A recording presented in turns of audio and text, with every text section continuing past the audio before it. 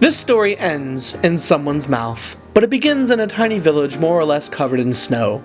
The snow had fallen during the long night, during which children had pressed their faces to the windows, looking for a glimpse of a man who they suspected of bringing them wonderful gifts. But instead they heard a terrible noise from a certain cottage in the neighboring arrondissement, a word here which means place where something was being born. This cottage was already regarded with some suspicion, as it was the only place not decorated with flashing colored lights at this time of year. The thing that was being born was a latka, a word here which means potato pancake. Latkes are a traditional part of the celebration of Hanukkah, a holiday commemorating a miraculous Jewish military victory. Nearly everything in this world is born screaming, and the latke was no exception, even though the latke wasn't conceived and born the way you and I were conceived and born, but instead was fashioned from grated potatoes, chopped onions, beaten eggs, and a dash or two of salt. Once these ingredients were properly mixed, the latke was slapped into a pan full of olive oil, heated to a very high temperature, and this is when it began to scream.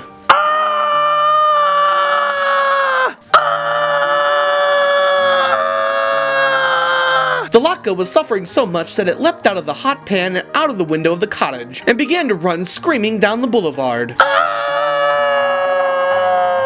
This may seem like unusual behavior for a potato pancake, but this is a Christmas story, in which things tend to happen that would never occur in real life. The latke ran past a row of flashing colored lights which hung from the rain gutters of a less suspicious cottage. "What's all the ruckus?" the lights said in unison. "We're the ones who are supposed to be dominating the neighborhood with our cheerful glow." "I just got thrown into a pan of boiling oil," the latke cried and replied. "Can you believe it?" "Yes," said the flashing colored lights, "but we can't imagine why." "Because I'm a latka," said the latke. "The olive oil reminds us of the oil used to rededicate the temple following the defeat of Antiochus at the hands of the Maccabees. The oil was only supposed to last for 1 night, but there was a miracle and it lasted for 8.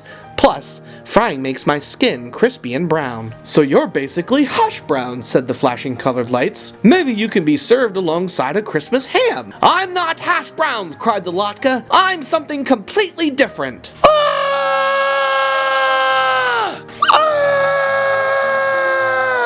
The latke rounded the corner and found itself face to face with a candy cane, which wrinkled its red and white nose at the latke in distaste. "I'm trying to sprinkle the night air with my peppermint scent," the candy cane said. "Your mouth-watering smell, not to mention all that yelping, is spoiling the effect." "My mouth-watering smell is part of the cozy feeling of Hanukkah," the latke replied. "It reminds us that things are better now than they were in 175 BCE, when my people were not allowed to practice their religion. In order to study the Torah, they had to hide out in caves, and when they heard the Greek soldiers approach, they pretended they were gambling with a small spinning top called a dreidel. Sort of like Joseph and Mary hiding out in the manger," said the candy cane. "Someone should write a Christmas carol about you." "I'm not part of Christmas," cried the latke. "It's a totally different thing."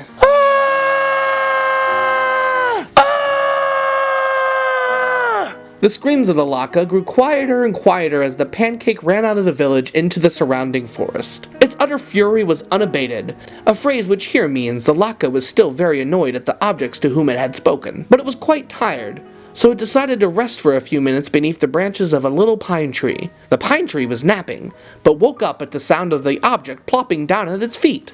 "Are you a present?" the pine tree asked. "Presents are pretty much the only thing allowed to sit beneath me during this time of year."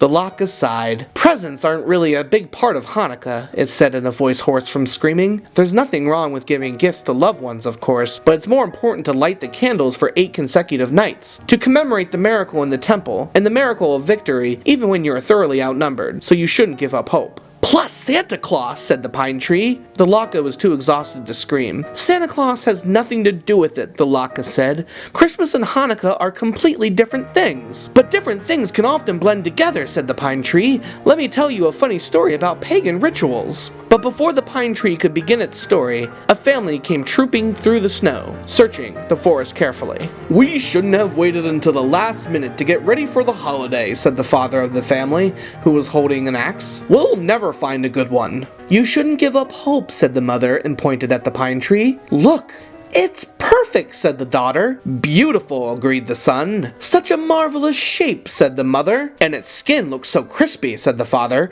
and reached down and scooped up the latke from the snow. "We'll need to reheat it, of course, but this will be perfect for Hanukkah dinner, with a topping of applesauce, sour cream, or even jam. I'll refry it in oil," said the mother, "to remind us of the rededication of the temple. And the triumph of the Maccabees over Antiochus," added the daughter. "After hiding in caves all the time," the son chimed in. The father smiled down at the latke in his mitten, and then stared curiously at his other hand. "What was I thinking, bringing this axe?" he said to himself. The family strolled back to the village, walking past all the cottages with flashing colored lights, and smiling politely at the candy canes until they reached their own home. The family carried the latke into their own home, which was warm and cozy, and sat down at the table, which was lit with the flickering candles of a menorah, or Hanukkah, which is a branch candelabra designed specifically for the holiday. It is very frustrating not to be understood in this world.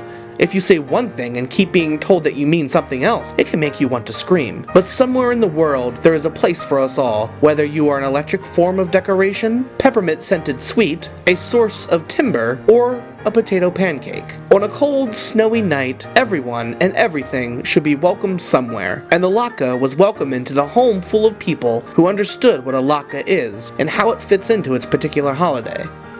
And then they ate it. The end.